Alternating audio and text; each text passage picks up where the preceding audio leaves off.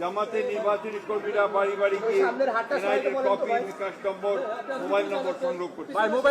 যা ব্যক্তিগত গোপনীয়তা ভঙ্গ, ক্রিমিনাল অফেন্স। এই বিষয়ে আমরা ইতিপূর্বে আচরণ বিধি ভঙ্গের আপত্তি জানিয়েছি। আমরা মনে করি নির্বাচন কমিশন অনেকগুলো ক্ষেত্রেই তারা তাদের কার্যকলাপের মধ্য দিয়ে প্রশ্নবিদ্ধ আচরণ করছে।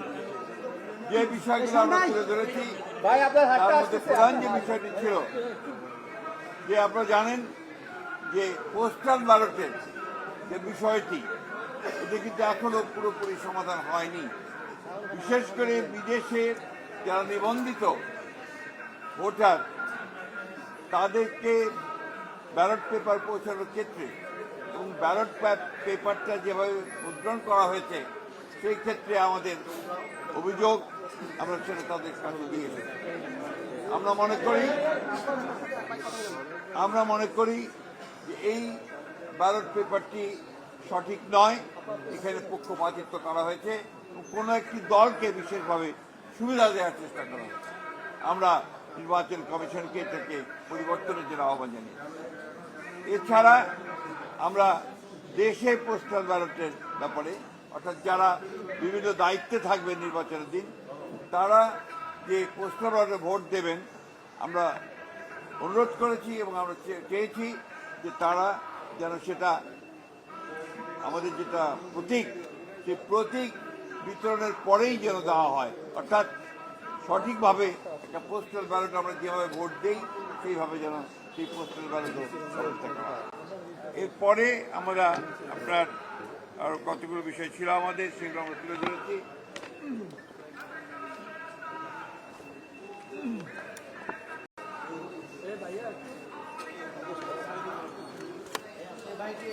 এনআইডি, বিকাশ নম্বর, মোবাইল নম্বর সংগ্রহ, জামাতের নির্বাচনী কর্মীরা বাড়ি বাড়ি গিয়ে এনআইডির কপি, বিকাশ নম্বর, মোবাইল নম্বর সংগ্রহ করছে। যা ব্যক্তিগত গোপনীয়তা ভঙ্গ, ক্রিমিনাল অফেন্স। এই বিষয়ে আমরা ইতিপূর্বে আচরণ বিধি ভঙ্গের আপত্তি জানিয়েছি। এই বিষয়ে জরুরি পদক্ষেপ গ্রহণ করা বলে প্রয়োজন বলে আমরা মনে করেছি এবং সেটা আহ্বান জানিয়েছি।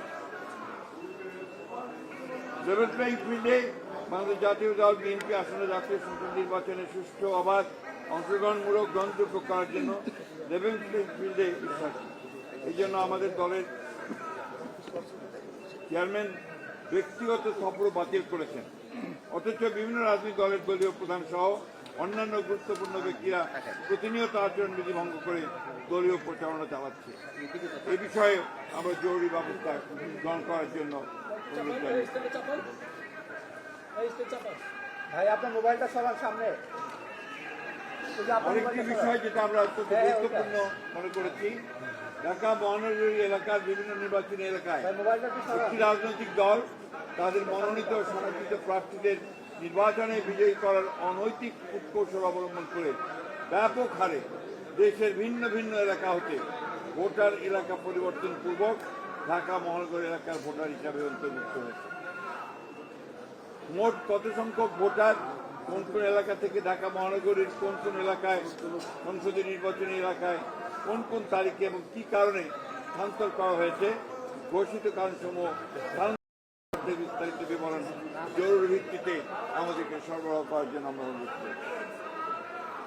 বিভিন্ন নির্বাচনী এলাকার রিটার্নিং অফিসার, সহকারী রিটার্নিং অফিসার, পুলিশ সুপার, থানার ভারপ্রাপ্ত কর্মকর্তা সহ অন্যান্য কর্মকর্তাবৃন্দ একটি দলের পক্ষে কিছু কিছু ন্যাক্কারজনকভাবে কাজ করছে বলে আমরা অভিযোগ পেয়েছি। সেই বিষয়গুলো আমরা তাদের বিচারীভূত করেছি। সুষ্ঠু, অবাধ ও গ্রহণযোগ্য নির্বাচনের স্বার্থে তদন্ত গ্রহণপূর্বক তাদেরকে প্রত্যাহার করার জন্য আমরা অনুরোধ জানিয়েছি। নির্বাচন কমিশনের কতিপয় সিনিয়র কর্মকর্তা সহ কয়েকজনের বিরুদ্ধে আমরা অভিযোগ পেয়েছি কোন একটি নির্দিষ্ট দলের পক্ষে কাজ করছেন। আমরা সে বিষয়ে ব্যবস্থা গ্রহণ করার জন্য তাদেরকে অনুরোধ করি। এই ছিল আমাদের আজকে তাদের সঙ্গে কথা বলা। আমরা লক্ষ্য করেছি দুর্ভাগ্যজনকভাবে বিএনপি সবসময় নির্বাচন কমিশনকে সহযোগিতা করে এসছে সুষ্ঠু অবাধ নিরপেক্ষ নির্বাচনের জন্য। দুর্ভাগ্যজনকভাবে কতগুলো বিষয় আমরা লক্ষ্য করছি যে পক্ষপাতমূলক ব্যবস্থা গ্রহণ করা হচ্ছে এবং সেই ক্ষেত্রে কিছুটা বায়াস একটা অ্যাটিটিউড আমরা লক্ষ্য করছি। আমরা সেটাকে পরিত্যাগ করে সম্পূর্ণ নিরপেক্ষভাবে কাজ করার জন্য তাদেরকে অনুরোধ জানাই। Thank you.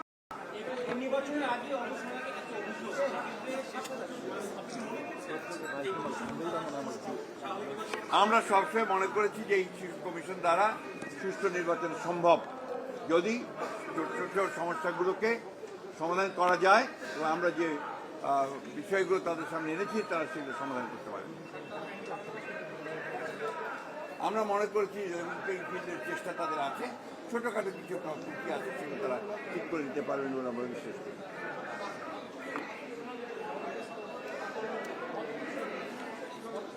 ছাত্র দলের আন্দোলন তো তারাও বলবেন তারা কীভাবে কেন করছেন, কী ব্যাপার তাদের বিষয়। তবে আমরা যেটুকু জানতে পেরেছি যে আপনার একটি বিশ্ববিদ্যালয়ের নির্বাচন আপনার যেটা বন্ধ করে দেওয়া হয়েছিল সেটা নির্বাচন কমিশন আবার তাদেরকে অনুমতি দিয়েছে নির্বাচন করার, যেটা আমরা মনে করি যে এটা সঠিক হয়নি, এটা আরও সমস্যা তৈরি করবে।